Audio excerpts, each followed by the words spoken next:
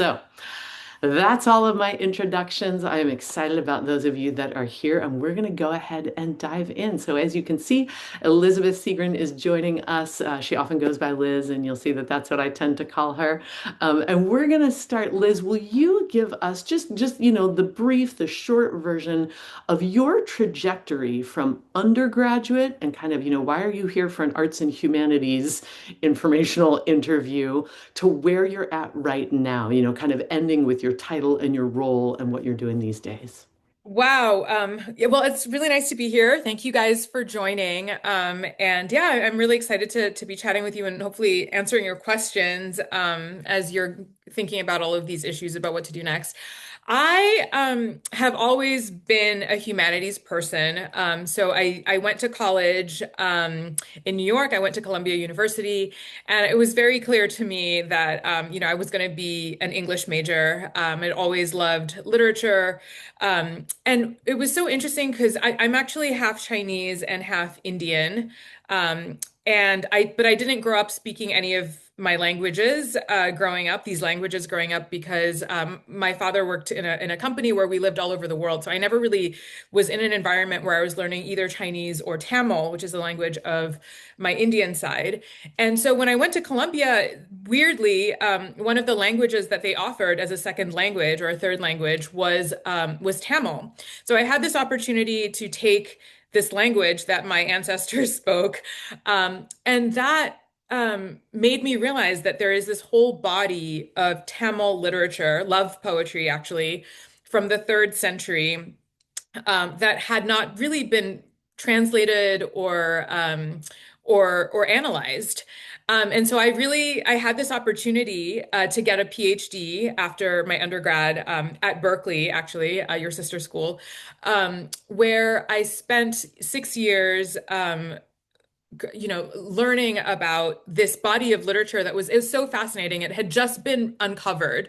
It had fallen out of circulation for hundreds of years. And there was this opportunity to sort of start learning, like translating it, understanding kind of what life was like for the women who were written about and who were writing these ancient poems.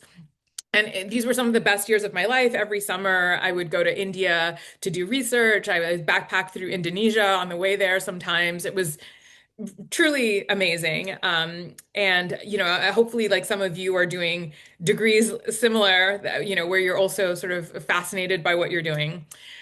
Weirdly enough, though, there was not a huge job market for people who study third century Tamil literature with a specialization in radical feminist theory, which was what I was studying. Really? I don't It was understand. That wasn't just shocking, like you got a job shocking. right And, away. and what was even weirder was that what was even stranger, I hope things have changed now, but like at the time, nobody was really talking about the job market and how hard it was going to be. I hope that things have changed.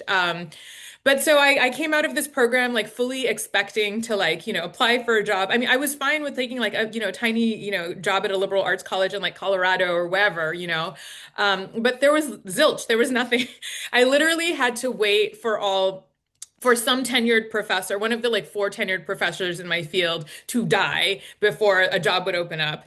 And so that was, not great. And so then I went through this process. Well, first of all, I went into like a severe, like I was very depressed about this when it happened.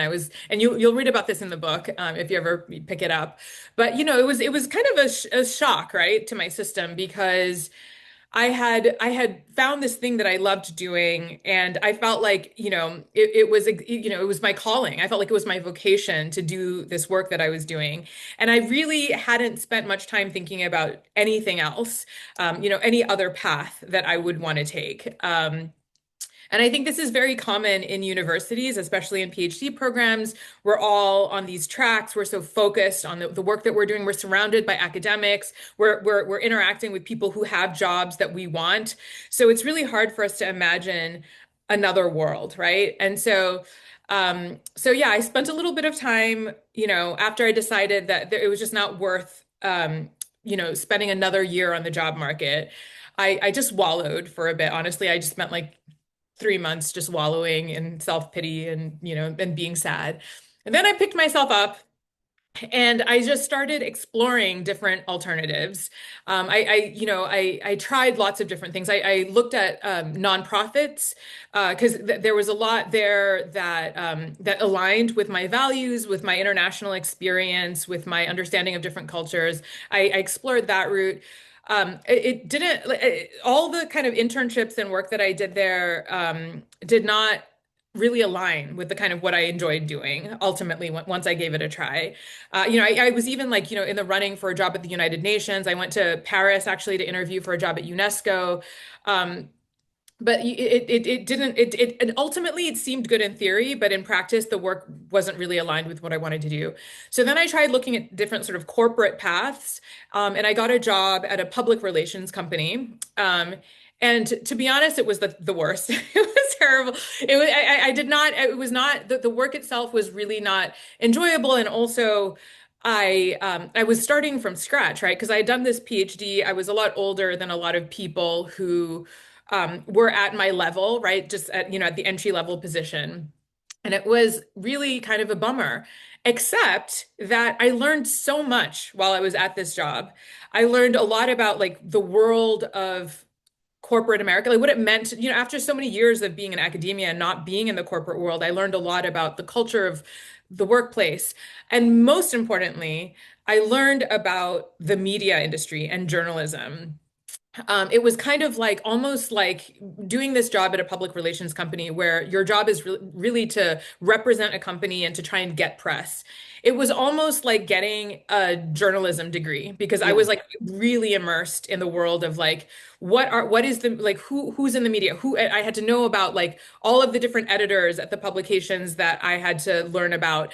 I had to understand what a good story was. Mhm. And that made me realize that actually the thing that I had wanted to do all along and the thing that I loved most about academia was really the writing. And so I had this So like, wait, so if I can pause you, if I'm tracking sure. this, because just to make sure everybody else is following you, your undergrad and your PhD, like your first whatever, 6 plus 4, your first 10 years in higher education was relatively narrow in terms of literature, and then Tamil, ancient Tamil literature. You really thought that was everything you were going to go do. You could not get a job for that. So you took a job that, frankly, now in retrospect, you're like, it was actually pretty bad. I did not love said job, but that job in particular was the turning point to expose you to journalism, which I know, spoiler alert for everybody else, this is going to be the rest of your professional path. Like, am I seeing that accurately? That that's when things really broadened for you, like your horizons of what you could love and what you could do? I think the message that I would communicate to people who are in this phase of life is that it's really important to be trying things. Mm. Once you've decided that plan A isn't working out for whatever reason, because maybe there are no jobs in your field, or maybe, I've known other people in my position who went into academia, and once they were in the thick of it, they realized that it was just not the culture that they wanted, or it wasn't a job that they wanted. So for whatever reason, there is a chance that plan A for you is not going to work out. I mean, there's a pretty strong chance, and I would say there's probably students on this call right now that can resonate with that. Like you came in your freshman year, a certain major, thinking, yes, like, oh, awesome.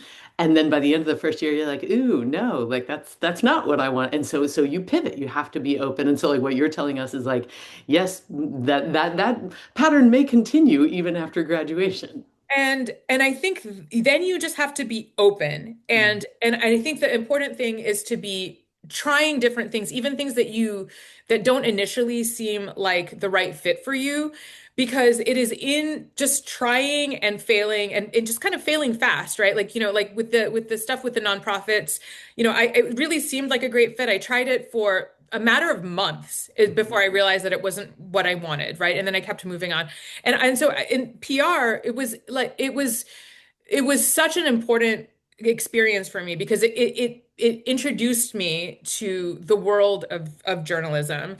And I think we can talk a little bit more about this, but for many people who start as journalists, you start as in freelance, right? You're Well, that's writing. exactly my next question is like, okay, so then tell us, because, students, especially with the job market these days, it's very probable that one is going to graduate and not land some sort of awesome, fabulous full-time job. So talk to us about that trajectory in terms of, freelance reporting. How did you get started as a freelancer? Once you left the PR, how did you get started as a freelancer? What were some of the things you liked about it? What were some of the real challenges? And then how did you get to what you have today, which is an actually like consistent writing Oh, job, yeah, not yeah. just freelancing? So just for context, I've spent the last 12 years as a fashion reporter for a magazine called Fast Company. It's a business magazine, and I've loved it. And it's been And a I'm just going full-time to tell job. everybody, if you have not heard of Fast Company, this is huge. This is a very big deal. Like Liz writes for a very well-respected.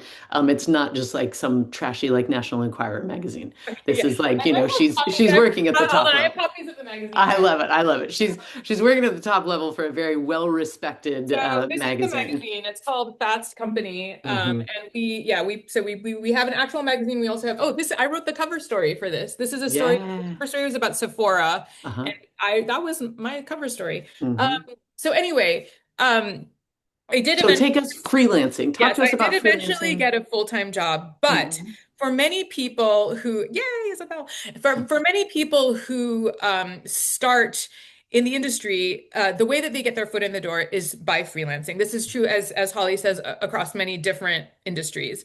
Um, and so here's what happened. So I was working at this public relations firm.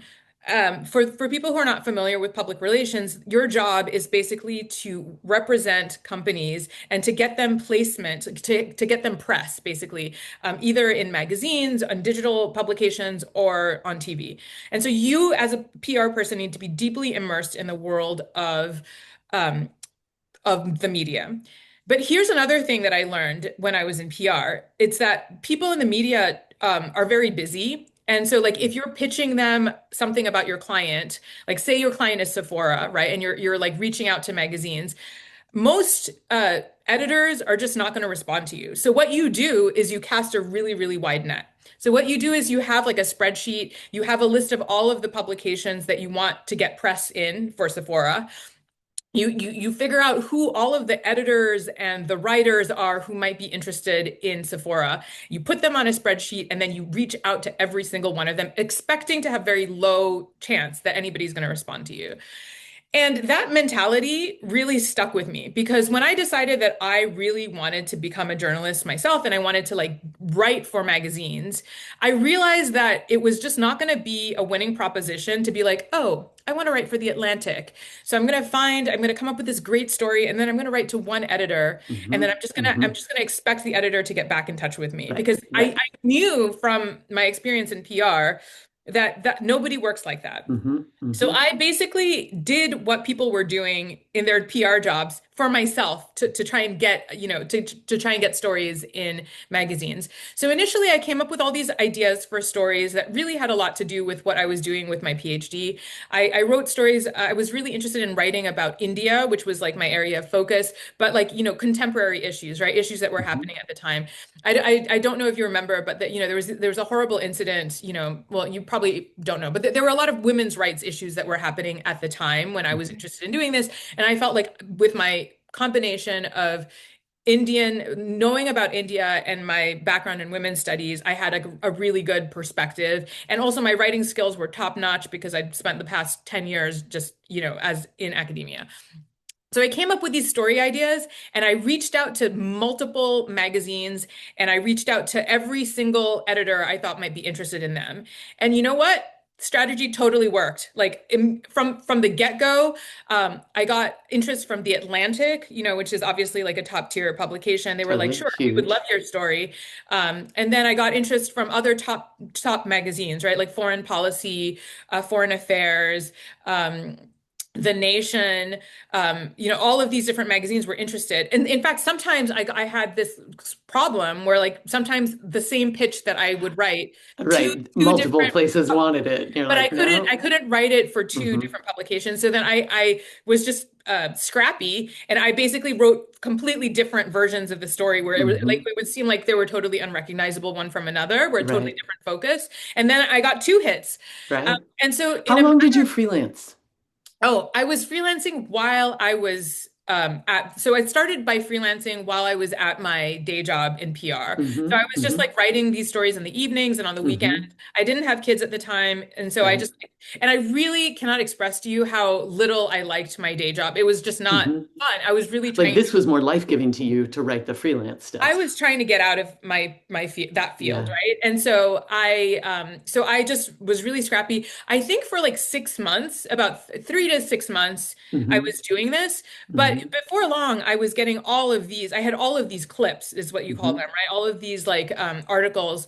So I put them on a website, and then Fast Company reached out to me Hmm. actually, and they were like, "Oh, we're seeing these stories that you're writing. Would you ever be interested in writing about business?"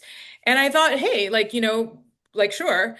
So Um, initially, they didn't reach out to you about fashion and sustainability and whatnot. Initially, it was no, more just broadly they business. just needed a writer, and I Hmm. think through the grapevine, no, actually, that's not true. Like, I actually knew somebody, a writer there, and they said, "Oh, why don't you pitch a story? Like, it seems like you're doing a really good job."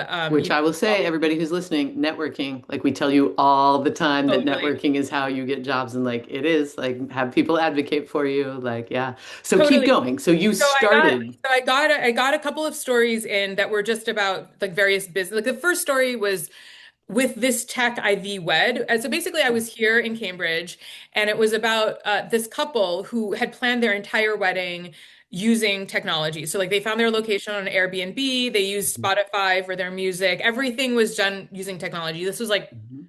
13 years ago. Right, when it was like groundbreaking to do It was that. cool. Now it's like Yeah. the norm. This is how everybody gets Yep. married. But it was kind of cool. And so they were like, "Oh, this is a great story." And then after like two stories for them, they were like, "Hey, you're like a great fit for this publication. Like, would you want to come on with a full like a contract?" So Hmm. basically, I was not a full-time staff member yet, but they were like, "We'll pay you."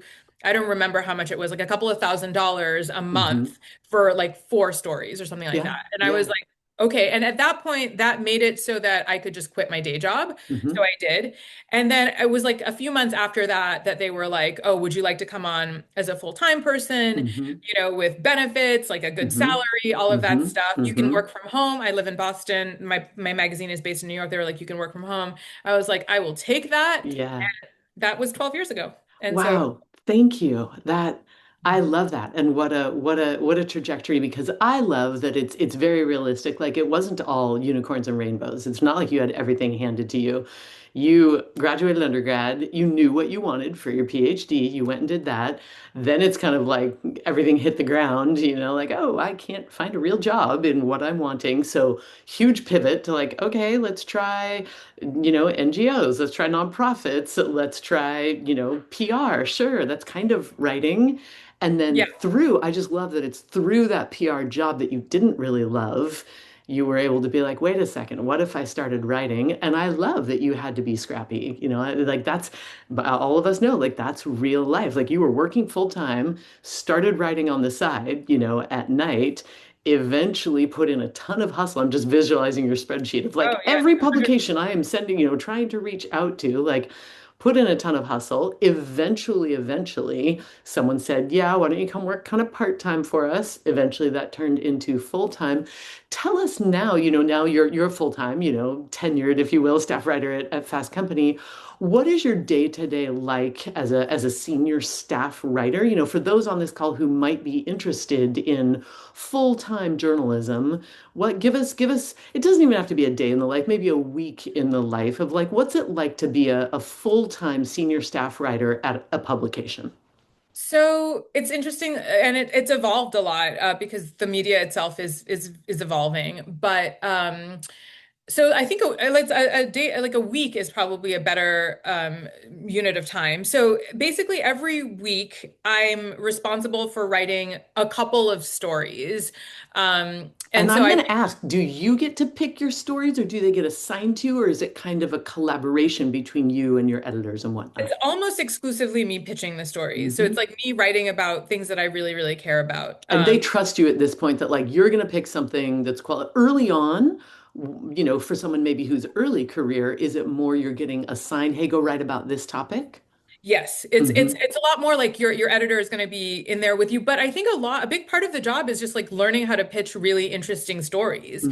And Hmm. so like Hmm. understanding what other people are writing, trying to understand what's new, what's different, what's your unique take. So Hmm. pitching really good stories is definitely part of the job. Hmm. And so initially, in the early days, I was just a generalist, right? I didn't have a specific beat. But as time went on, it was very clear to people. So Fast Company is a business publication and Hmm. focused on technology.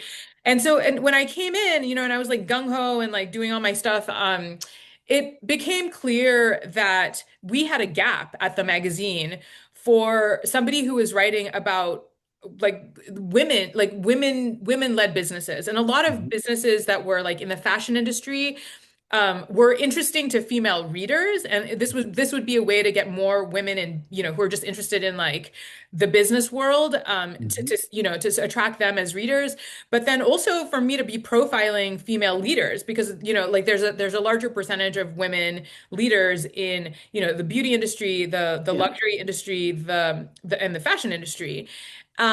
And so over time, they were like, okay, we would love for you to be cultivating this as like your area of expertise. And so that became my area of expertise. Now, 12 years in, like I am like the go-to fashion and retail expert at Fast Company. So most of But my, you also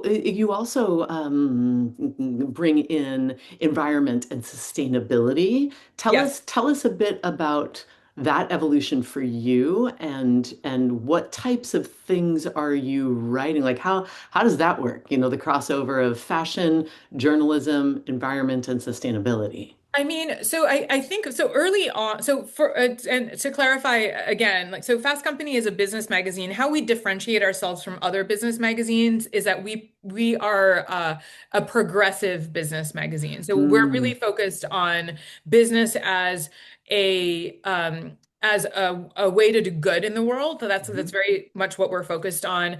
And we're really about trying to understand how like the problem, like also like calling out the problems in the business mhm, world, but really talking about like how business can be a force for good. I think mm, we've been questioning that assumption mm. recently as capitalism has proven Right. to be more and more evil, but that's kind of our area of interest. And Right, so you're trying to showcase business, but how that can not be destroying us, and like highlighting businesses or owners or industries that are doing things right in the or totally. at least innovatively in the business world. Exactly. And so Hmm. so when I started writing about fashion, I really had to figure out how I was going to distinguish my Hmm. writing from like fashion magazines. How are my Hmm. stories different from Vogue and Marie Claire? Totally. How are my stories different from like what the New York Times is writing about? And Hmm. so very early on, I think I was pretty ahead of the curve in terms of thinking about sustainability in fashion. So starting Hmm. like 10 years ago, I was really, really focused on understanding how the fashion industry is such a polluting industry and Hmm. what brands and consumers can do to change that basically. And so Hmm. so I became kind of this expert on sustainability. But I have to say, I also have always, I have this background in the humanities, right? And Hmm. so another thing that I can bring to the table that a lot of my peers who are fashion writers can't is I really love writing about culture and fashion Hmm. as a way of understanding culture. Like, so for instance, Huh. every year, I have this like list of like the best bags, right? For like our readers, like our female readers are really interested in like how to, bags that they can bring to the Hmm. office and into Hmm. everyday life. And so on the one hand, it's like, oh, is this just like another story where I'm like recommending products? I mean, it is, but I'm really interested in this story because it's a way of understanding how women are living their lives. Because actually, Hmm. like bag designers are anthropologists in a way, right? They have to understand Ah, I love that how perspective, like women fashion as anthropology, not totally. It's like anthropology the store, anthropology the discipline. they Yes. have to Huh. understand how women are living their lives, what they want Hmm. their bags to represent about Totally. them. And so How for they need their bags to function, like, 100%, yeah, uh-huh. totally. And so like this year, so my list just came out, Mm, and the thing that I noticed this year is that a lot of the bags are very like soft. Here's one of them. yeah. So they're very like soft and Huh, uh-huh. they're not like they're they're not like solid They're anymore. less briefcasey, like, Exactly, uh-huh, 100%. So, like uh-huh. back in the day, a lot of the bags that I was writing about were like female versions or like feminized versions of briefcases Yeah, because they were supposed to assert power, right? Like yeah. you're supposed to like walk into a boardroom and assert sort of like some sort of like masculine, you're trying to Hmm. mimic masculine power through Hmm. what you were Hmm. wearing. Right. And I think it's really interesting because the softer bags are useful in two ways. Like on the one hand, they're very flexible. So like you can put a laptop in here Hmm.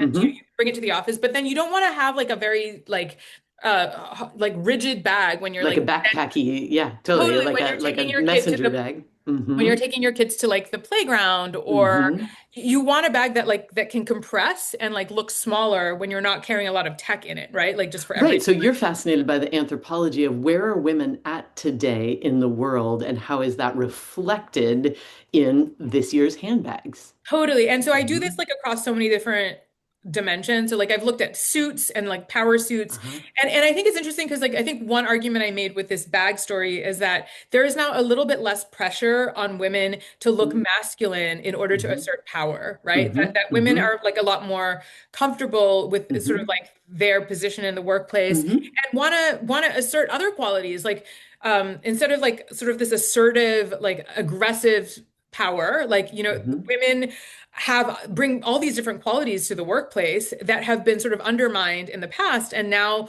they want to show that it's possible to be like softer, right, and Yes. empathetic and so I on, love right? it. I love it. And so I'm going that's to what pivot us because I'm going to mind our time. okay, And I sure. realized we completely skipped, and I want to rewind us, although I could keep talking about this forever with you.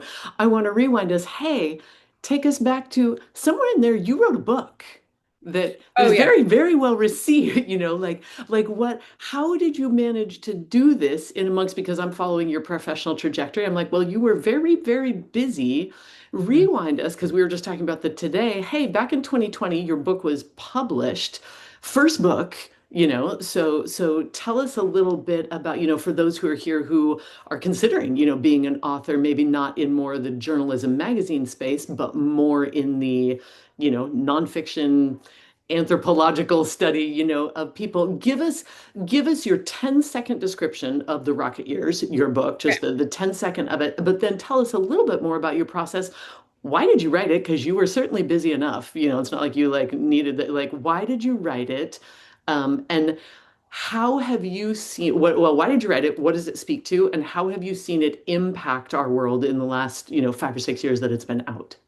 Yeah, so so Rocket Years is a book about the big decisions that we make in our 20s and how they play out over the course of our lives. And it's called the Rocket Years because when you're in your 20s, you're kind of a rocket that is taking off. And small changes in your flight path in your 20s can have a huge impact on whether you end up, in Mars or Saturn, right? Like small changes that you make or decisions that you make that is a period where those decisions can have like a big impact on the trajectory that you have. And so I was really interested in this because I was over, as you've heard, over the last the previous 10 years, right? I had experienced this myself, that this little changes that you make, the little decisions that you make have a huge impact on your life. And I really wanted to understand more kind of what the decisions are that we're making in our 20s and how they can have these long-term impacts. And there was just so much data out there Mhm. about all of that, and I didn't feel like there had been like a book that I could have read that would have guided me through those years. Mm. So So I, is the I book wired for people in their 20s? Like it's to kind of the book is your partner, like Lifetime as you're in your 20s, you should read. It's not like, hey, people, who are 16 necessarily, nor is it like for people who are like 45. Like it's written I to think, partner with well, you on your I journey. think 20s is kind of shorthand, but yeah, I think that Hmm. there are people who are like in college and want to think about kind of the decisions that they're going to be confronting. But then Hmm. also people, now, our 20s are sort of like, though that decision making is extending now into our early 30s as well. So I think Hmm. it covers all of those years. But I think the main point for anybody who's a little bit freaked out by what I've just said is that it's not. it's not a scary book. It's not about how Mhm. like you're making the wrong decisions. Mhm. It's about how you have these opportunities now Mhm. to craft the life that you want, Mhm. and the decisions that you make can help you shape that life, right?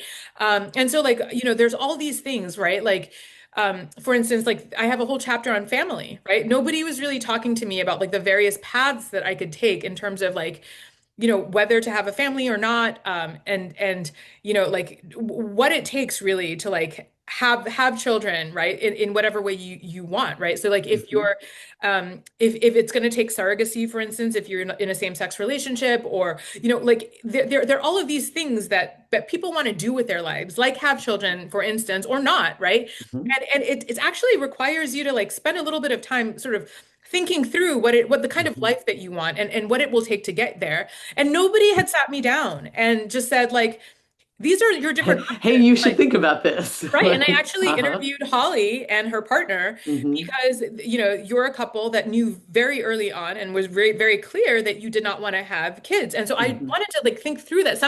I wish somebody had sat me down and said, like, this is Hey, what this life, is an option, and your this life is is not going to this, suck that just because you don't have actually children. should probably be the default, right? Like having kids Hmm. should not be like, it's A just so given. Uh-huh. heteronormative to be picking that. Mm-hmm. Anyway, all these decisions. And so basically, this happened earlier in my career. And as a writer, as a journalist, there comes a point where you sort of like hit max out on like the promotions, right? Uh-huh. Like for me, there's not really anywhere else for me to go. Like Hmm. I've worked to the top of the hierarchy at my Yeah. magazine, and it's great. Yeah. Like, every year I can like ask for more money, for instance, but Hmm. there's Hmm. really no job above me unless I decide that I want to stop writing and start Hmm. editing or start managing the business Right. of the But magazine. this book became a way for you to exercise your writing muscles in a new way. Well, I think that, as a journalist, there are ways that you can like basically like broaden your horizons and sort Hmm. of like establish yourself in the industry. And one of them is to write a book. There are other things that Hmm. you can do as well. And so I did this. Writing a book is requires having an agent. And so I Hmm. had to do basically what I did with that spreadsheet, but with agents. I just do this every time I want to achieve something. Spreadsheets are the answer. I have a children's book coming up. I really wanted to write a book about sustainable fashion for kids. I did the same thing with publishers. You basically have to like be hustle your way to break Hmm. into Hmm. that field. But yeah, the book came out in 2020. Unfortunately, it came out like the day that the Right, pandemic with COVID. started, I remember. I March remember. 5th, like it was March 20th, Yeah. 21st, 2020. So it Hmm. was like that was a huge kind of like disruption. But Anticlimactic a bit.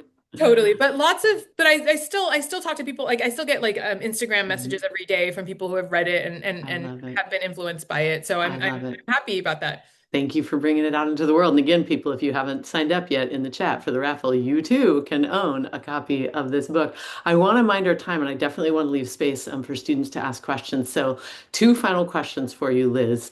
Each of them, I'm going to give you like 60 seconds to Okay. respond. What advice would you have for students here who want to go into journalism or writing, kind of in this day and age? And then one other minute for students who might want to go into like the fashion industry in some way. If you were to like, hey, you've got amazing, brilliant college students here who are about to, launch those rocket years in terms of their careers. They're interested in journalism and writing, or they're interested in like fashion. What advice would you have for those two groups? So journalism is going through like massive disruption because of AI, but just because the media landscape is, I mean, you probably heard Washington Post just got completely decimated recently. There's a lot of disruption in the field. What I would say is that journalism today is not about sitting at home and like writing articles anymore. That's definitely still part of the job, but our jobs are to be sort of these Swiss Army knives, right? And tell our stories in lots of different ways. So being a journalist today means that you have to be really good at writing, obviously, but then also really good at moderating conversations, doing video. Like, if you go to the Fast Company website today, you'll see me doing a video about Claire's and like what's going on with Claire's, its ups and downs over the years. Um, doing podcasts. So you just have to learn how to tell stories in a lot of different ways and get really, really good at it because today you're no longer just writing for like print magazines or for the web. Right. You're not just hiding behind a computer anymore. Like you've Yeah, got to it's have not multiple you, skills. and you have to be very flexible and ready to Hmm. pivot because Hmm. things are just changing very, very quickly. Um, Well, thank you for that. As undergraduates, what could they do to prepare now for that?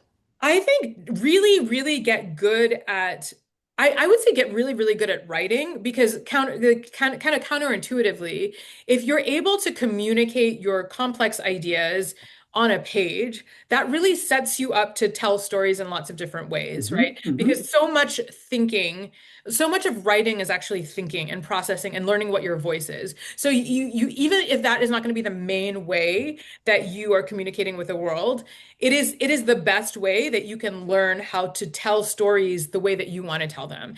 I And then love that. you'll get good at talking about that on a video, right? Like Hmm. using like, Hmm. or on a podcast. So I Right. would say don't underestimate the value of writing. Despite everything that's happening in AI Hmm. and all of that, writing is really about thinking. And so you want to get very, very good at that. And also just having a fresh, unique voice on a written page is Hmm. how you're going to break through compared to all of the other people competing for that job, right? So I I think love that's that. what it I is. love that. When it Thank comes you. to For fashion, yeah. yes, when it comes to fashion, I would say that the industry is also going through radical change. I think that there are actually there's a lot of stuff that's happening in terms of changing the supply chain. I just did a story this week about how there are all these companies that are trying to bring manufacturing back to the U.S. and understanding the supply chain here. There are all of these companies that are really still thinking about sustainability, even though that's not kind of like been on people haven't been talking about that as much. There are still these specialized jobs that didn't Mm. exist in the past. And so focused on these growth areas in fashion because there's a lot of demand for people who are very good at supply chains, for instance, and also sustainability. That's a whole subfield that is like growing. I love it. I love it. All right, we have a couple of minutes left. First, Liz, I just want to say thank you. Like you have shared so much with us. Like my brain is full and my wheels are turning, but I definitely want to leave space for students to ask questions or, pick your brain about things or say anything. So I'm going to open it up to those of you that are on the call. If you have questions, you can unmute yourself, and just be courageous and ask a question. You also can drop a question in the chat, if you're like, oh, I'm feeling well, I don't really want to speak up, but, I'd love to put a question for Liz in the chat. Who's got something? I mean, this man, what an opportunity, to ask some questions of someone with this type of experience. Who's interested in asking something?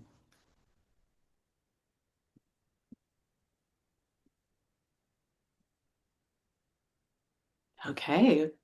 If not, I mean, I've got at least one final question that I can ask, but I really want to open this space up. Does anybody have something you want to ask?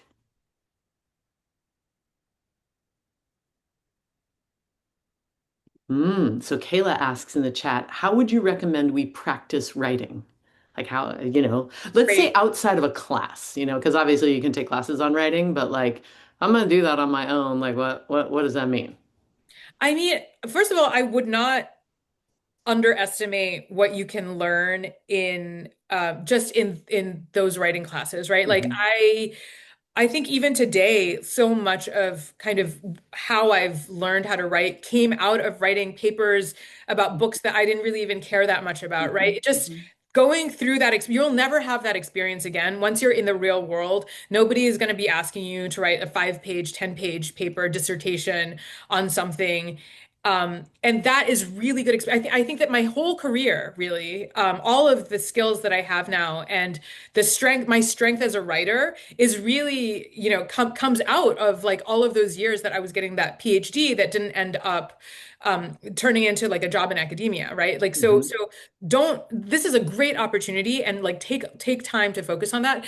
But if you love writing, I would just really recommend that you try and like write in whatever creative form that you want, right? So like I was always really interested in poetry.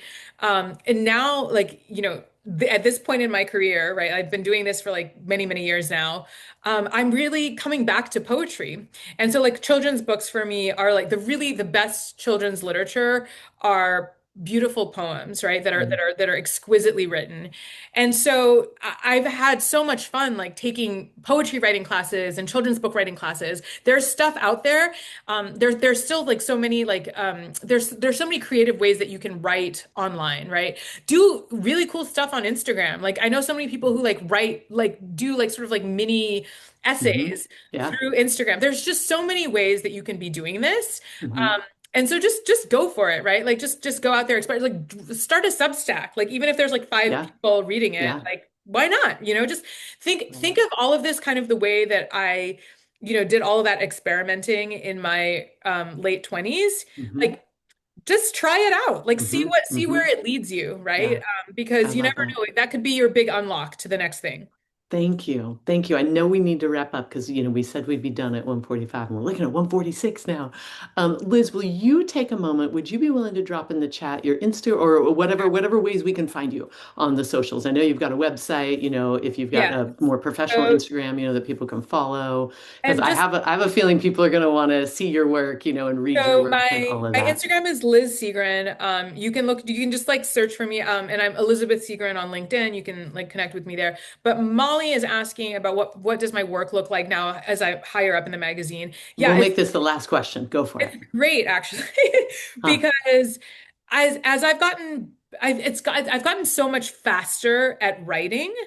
So that's one benefit of moving, of just getting better at doing this. Hmm. So I get all these amazing opportunities. Like I now get to write cover stories, right? Things that require bigger, like more ambitious stories, right? Hmm. I'm like, I get sort of tapped to do that. I do a lot of moderating. Like at this point, like my name is well known enough that people are like, okay, come and join this panel, moderate this panel. I get to do a lot of that kind of public facing work. You Um, do a fair amount of travel for work as well, I correct? love traveling just personally, so Hmm. I always am, I'm traveling for work.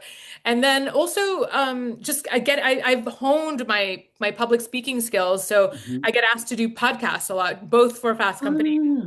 and elsewhere. And so I just think that as time goes on and you become a brand in your own right and you become like an established person, you have these opportunities to do all of that. And you can do all of that because writing is taking less time. Because you're better at it. Yeah, Yep. I can just like write a story like in a Hmm. third of the time that compared to like when I first Hmm. started. So, hmm I yeah. love this. Liz, thank you. Like I find I'm like, oh man, I've got 1,000 other questions, but I know people have classes to get to, we all have lives and whatnot. Students that are on this call, I want to really thank you for showing up because what a wealth of information and insight, and all that type of stuff. If you want to be in touch with Liz, again, her Instagram handle is there. Meredith, would you be willing to drop her website in the chat? I think it's just Yeah. elizabethsegran.com, right? Yeah. That would be great. And folks, if you want to, and I mean, I just know for a fact you can Google Liz and find all sorts, of cool things. Liz, thank you for giving of your time. I know you are a Sure. busy mom, a professional, all of that. And I'm just grateful, like, for students to be able to hear this type of stuff. So thank you. This will be recorded on the UCSC Humanities website. So for people that weren't here, they are able to watch it. Students, if you want to drop a thank you in the chat or anything, feel free. I know lots of you got classes and stuff. You got to be at 2 o'clock, so we want to wrap it up for you. So officially, this is the end of all the things. Liz, thank you again, and we look forward to seeing you around on the internet. It was so nice to meet all of you. Have a great Thank rest of your you. day. Bye Bye. bye.